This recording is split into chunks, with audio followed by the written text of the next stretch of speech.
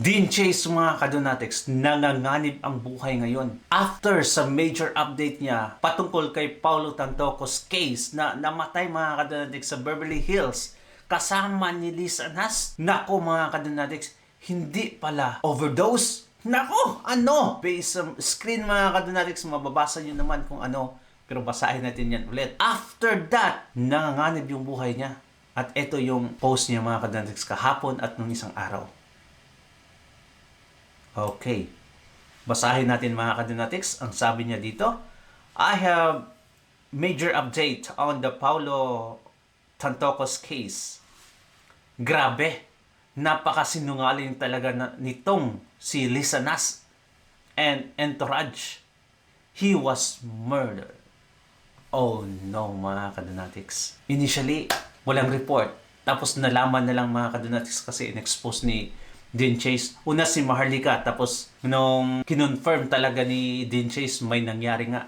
Kasi mga kadonatics, ang police station na nag-imbestiga sa kaso ay malapit lang doon kay Dean Chase sa Beverly Hills din siya. Kaya nakukuha niya mga documents mga kadonatics kung ano talaga yung nangyari. Ang nangyari is overdose. Ngayon, may bagong update niya. Murdered pala ang nangyayari mga kadonatics. Murder. What the heck? At bakit? Walang imik yung Malacanang. Walang imik si Lisa Nas mga kadonatics. Never niya na-mention to kahit kasama nila na namatay mga kadonatics. Ang asawa nito, kasama talaga sa Malacanang ito. Nagtatrabaho kasi si Paulo Tantoco mga kadonatics sa Malacanang. Bakit? Never na-mention ni Lisa Nas, never na-mention ng Malacanang, ni BBM na may ganito palang nangyari. Nakakatakot talaga itong administration mga kadonatics. Gagawin ang lahat para mapatahimik yung mga, gustong kalabanin sila. After this update, kahapon lang mga kadonatics, 22 hours ago, eto yung post ni Dean Chase. Nako, nakakabahala talaga. Siguro nakakat yan sa screen, pero basahin na lang natin mga kadonatics ha. Kaya natin ng konti. Mga mahal kong kababayan, I'm really sorry with the delay on my update with the Paulo Tantoco case. I've been dealing with cybersecurity attacks these past few hours. And they don't seem to stop. And I've personally noticed the same person with different clothing following me around all day. Nako. Let it be known that I didn't chase of sound mind. Walang sira sa pag-iisip mga kadonatics. I'm not thinking of doing self-harm in any form or way. If something were to happen to me in the next days, know that it would be the doing of the Philippine administration. Let's pray for Dean Chase mga kadonatics. Nakakabahala naman talaga. Yung may nakasunod palagi sa iyo. Natatandaan nyo noon, ganito din yung report niya. Now, bumalik mga kadonatics. After sa major update niya, pinabantayan talaga siya. Sana man lang mga kadonatics, walang mangyayari na masama kay Dean Chase kasi napakalaking tulong niya sa expose na to. Talaga mga kadonatics. Let's pray na walang mangyayari. At ngayon, tingnan nyo, may gustong gumamit sa account niya. Mag-log in. Someone used your details to try and log in but we stopped them. Anong nangyari? Gustong i-hack yung account niya mga kadonatics.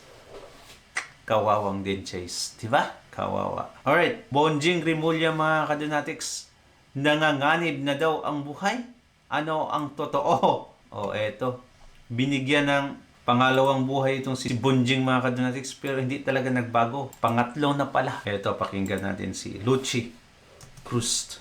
Physical challenge mo, yung health challenge mo. Ano ba nangyari sa iyo noon? Noong 2023 na diagnose ako sa puso, kailangan ko ng bypass.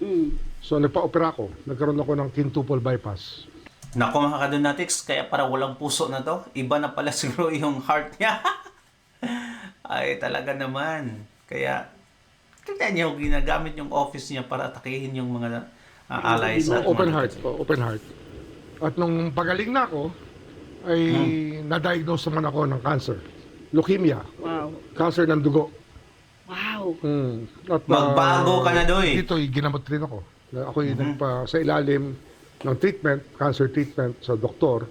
dito sa St. Luke's BGC Global. Anong klaseng treatment ba?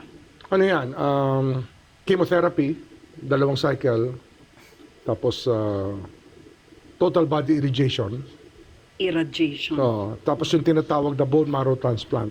Oh, wow. Ang bone marrow transplant, pag wala ka ng white blood cells, lalagyan ka ng stem cell ng donor para magkaroon ka ng bagong bone marrow. Para palitan yung bone marrow. Yun ang pinaka-factory ng dugo. Kaya ang dugo ko ngayon ay hindi na yung dati kong dugo. Ito yung dugo na galing sa aking anak. Oh, so yung anak mo yung... Anak ko, full match kami. Buti Kaya na lang. naka-recover ako at mukhang maganda naman ang prognosis. Oo, you look good. Thank you. Look good, ha? Oh, ano ba mga symptoms mo noon na... Ano yun, nahihilo, medyo matamlay, tapos nagdudugo ilong ko doon. Nosebleed? Lagi nagdo-nosebleed, tapos ayaw tumigil. Kasi nga, ang dugo ko pala may problema na. Talaga. Did you at any time think that you were being called by the Lord? By the Lord, ha? By the Lord. Ha? Sana. Pero I doubt mga kadonatics by the Lord talaga kasi tingnan yung mga ginagawa ni Remulla ngayon. Talaga mga kadonatics, kinidnap si Tatay Digong, ngayon inatake lahat ng mga Duterte. Lahat ng allies. Ay, nako. Kung may pangatlong beses hindi na ito makakasurvive. Magbago ka na, Bonjing Remulla. Ha? 2 beses ka nang nasa verge of death. Pero talaga mga kananatics, makapal talaga, no? Refuse to think of it that way. Kasi nga, ang tingin ko lang, tomorrow is another day. Get through the night, mapalipas mo lang ang gabi, pagising mo sa umaga, isang araw na naman yon nabigay sa'yo. Yeah, diretso lang. Just live by the day. But did you ever think at that moment that you had a role to play that you had not been playing to the best that you could? Hindi naman, wala naman. Siguro meron talaga sa akin na marahil may iba pa akong gagawin sa mundo. Kaya tuloy-tuloy ang aking paggaling. Pero maraming hamon. Pagkatapos ng lahat ng treatment, meron pa rin mga problema. Yeah. Pero hindi, tuloy-tuloy lang. Tuloy-tuloy lang. Siguro meron pa ako ibang gagawin, kaya gano'n. Obvious sige. ba? Ito na nga, mukhang ito na ang gagawin mo. Ano ang gawin na, ha? Pabagsakin ang mga Duterte. Mabungok talaga mga kadonatics. Di ba? Oh, diyan lang yung mukha ni Remulla. Huwag na lang si Luchi na lang, di ba? Nakakatuwa mga kadonatics. Nako, ba't hindi pa natuluyan, no? Kasi galit na galit talaga. Mga kadonatics, hindi lang akong may galit sa kanya. At alam ko kayo din, grabe yung galit. Nung nabasa ko yung mga comment mga kadonatics, especially yung sa Facebook, grabe, malala talaga. Wala akong nakita ni isang positive mga kadonatics na, sana gumaling ka na, sana bigyan ka pa ng third chance, something like that. Halos lahat mga kadonatics kinokondem itong lalaking to. Saan na nagbabasa to ng Facebook comment tong si Bonjing mga kadonatics para malaman niya kung gaano siya ka-hate ng mga ng tao ngayon. Kung gaano siya kinamumuhian ng taong bayan. At talaga naman mga kadonatics, di ba? O eto. Inday Sara Duterte, mga kadonatics. Panoorin natin yung speech niya sa Singapore at binatikos daw. Ano ang binatikos sa kanya? Eto mga kadonatics, panoorin natin. Dahil bawal daw ang aking tula, bawal ang aking kanta, Ayun. bawal ang aking boses kumanta. Uy, grabe naman kayo. Meron akong nakita, pinadala sa akin ng kaibigan ko, nakalagay doon, Inday Sara, kaya ka namin ipaglaban, pero kapag ikaw ay kumanta, katahimik na lang kami lahat. Hindi ko pa kayo nabigyan ng Bon Jovi ko eh. Sakpan! Sakpan! Sakpan!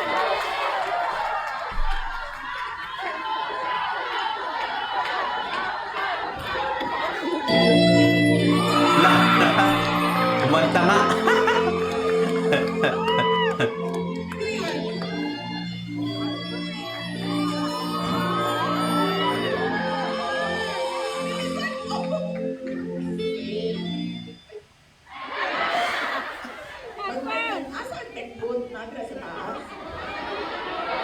Kanino po sa likod?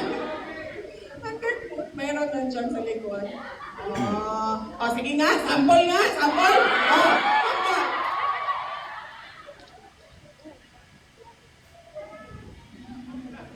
Grabe ka matamoy nga. Tapos kung ikaw, sample! Sample! Ito po, ang ating, magpasalamat tayo sa tech booth natin. One-man show. One-man show po yan. Uy! Natatandaan ko noon mga kadonatis, ganyan din kami, no? Behind the scene, kami yung nasa, kami yung technicians. I mean, nagko-control sa mga sounds, nagko-control sa equalizer. Kaya, I miss those moments mga kadonatics na pag may problema, nako, aakyat ka sa stage para ayusin. Tapos may thousands na mga tao o estudyante kasi estudyante halos sa college. 2 minutes. Sampol! Sampol, Banyabe! Nako, huwag niyo na pakantahin, makapirate ko. Sitting here Sorry, wasted.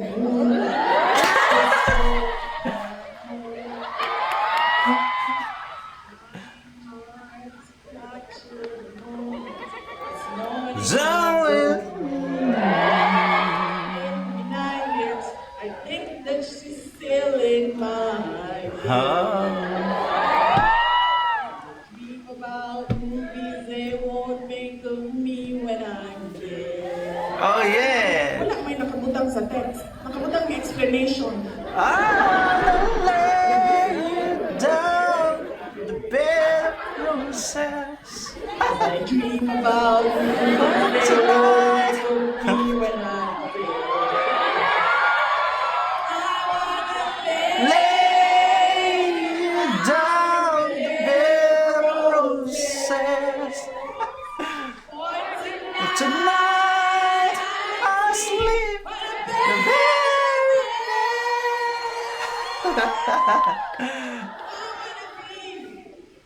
just as close as Holy Ghost is lay.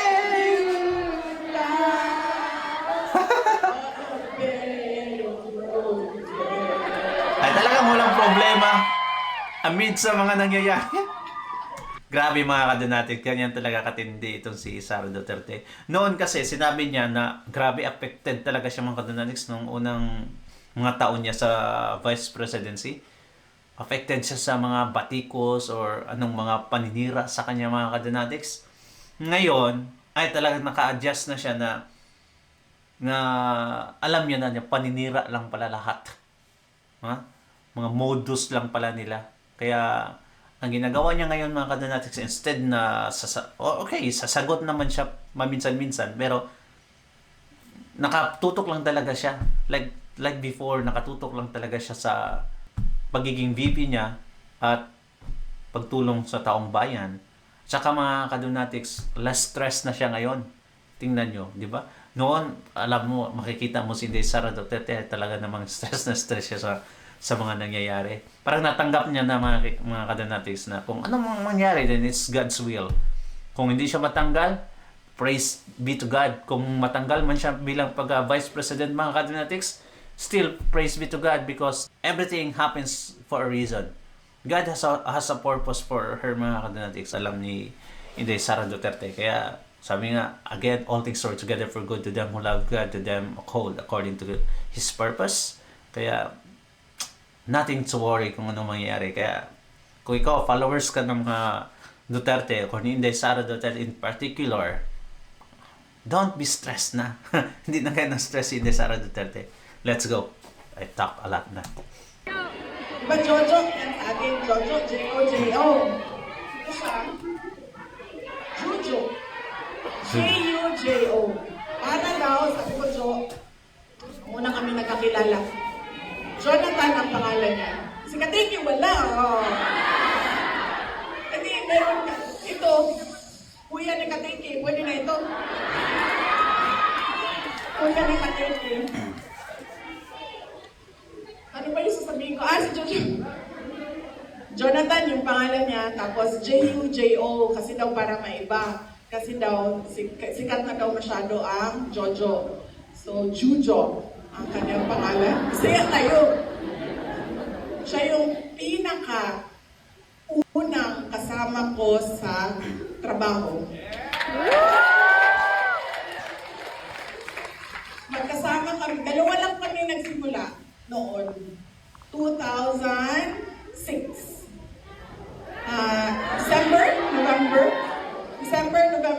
November 2006. Dalawa lang kami nagsimula.